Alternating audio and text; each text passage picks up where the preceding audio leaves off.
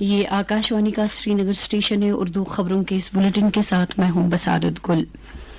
Lieutenant governor Manoj Sinha نے سری Nagar smart city limited کے 4 ڈل leak front پروجیکٹوں کا افتتاح کیا. اپنے خطاب میں لیفٹیننٹ گورنر نے سری نگر اسمارٹ سٹی لمیٹڈ کی پوری ٹیم کو بہترین شہر کی منصوبہ بندی اور اس پر عمل درآمد کے لیے مبارکباد دی.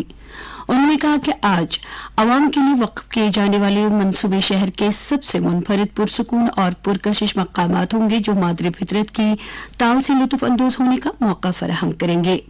ایل جی نے کہا کہ پیدل چلنے کا راستہ، سائیکل چلنے کی سہولت اور ڈل جھیل کے ارد گرد کھلی جگہ شہریوں اور سیاحوں کے تجربے میں اضافہ کرے گی. انہوں نے یوٹی انتظامیہ کی طرف سے کی جا رہی شہری تبدیلی اور یوٹی میں سیاحت اور اقتصادی سرگرمیوں کو بہتر بنانے کے لیے اٹھائے گئے اہم اقدامات پر بھی روشنی ڈالی ہے.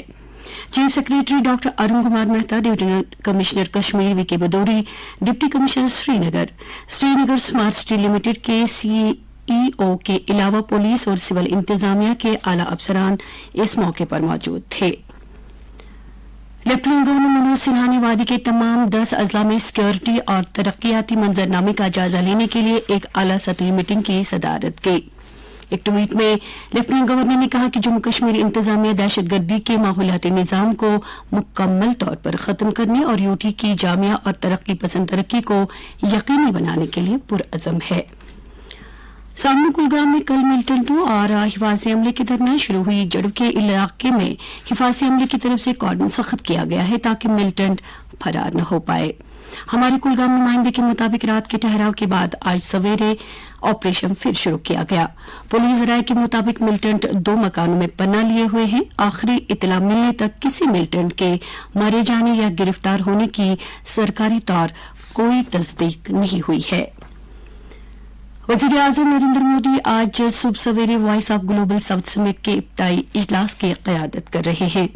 بھارت ورچوئل فارمیٹ میں سمٹ کی میزبانی کر رہا ہے. افتتاحی اجلاس کے بعد 4 متوازی وزارتی اجلاس ہوں گے. ان میں امور خارجہ، تعلیم، خزانہ اور ماحولیات کے وزراء کے اجلاس شامل ہیں. دوپہر میں مزید 4 متوازی وزارتی اجلاس منعقد ہوں گے. نائب صدر جمہوریہ جگدیپ دھنکڑ نے کہا ہے کہ مصنوعی انٹیلیجنس اور chat G P T media کو منفرد چیلنج دے رہے ہیں. نئی دلی میں نیشنل پریس ڈے کے موقع پر پریس کونسل آف انڈیا کی طرف سے منعقدہ ایک تقریب سے خطاب کرتے ہوئے انہوں نے کہا کہ یہ بات قابل افسوس ہے کہ یہ خلل ڈالنے والی ٹیکنالوجی انسانوں کا کنٹرول حاصل کر رہی ہے. نائب صدر نے کہا کہ اعتبار سب سے بڑا چیلنج ہے جو صحافت کے آج کے دور میں میڈیا کو درپیش ہے. اس موقع پر اطلاعات و نشریات کے مرکزی وزیر انوراگ سنگھ ٹھاکر نے کہا کہ وہ میڈیا کے وسیع تر تعمیراتی رول کے بارے میں پر امید ہے. انہوں نے کہا کہ کسی نیوز روم میں خبروں اور دیگر مواد کے ایڈیٹر کا کردار کبھی بھی مکمل طور پر مصنوعی انٹیلیجنس کے ذریعے متبادل فراہم نہیں کر سکتا. لیفٹیننٹ گورنر منوج سنہا نے راج بھون میں جموں کشمیر وقف بورڈ کی چیئرپرسن ڈاکٹر درخشان رابی کے اردو شاعری مجموعے ہتھیلی پہ سورج کا انگریزی ترجمہ سن ان دا پام جاری کیا. لیفٹیننٹ گورنر نے ڈاکٹر درخشان رابی کی سراہنا کی اور ان کی مستقبل کی ادبی کوششوں کے لیے نیک خواہشات کا اظہار کیا. انہوں نے کتاب کے ترجمے کار مصنف محمد شفیع اتر کی کاوشوں کی بھی تعریف کی.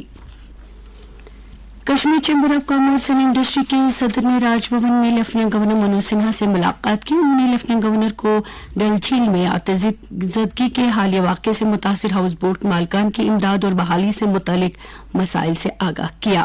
ایل جی نے کے سی سی آئی کے صدر کو ان کی طرف سے پیش کردہ مسائل کے مناسب ازالے کا یقین دلایا.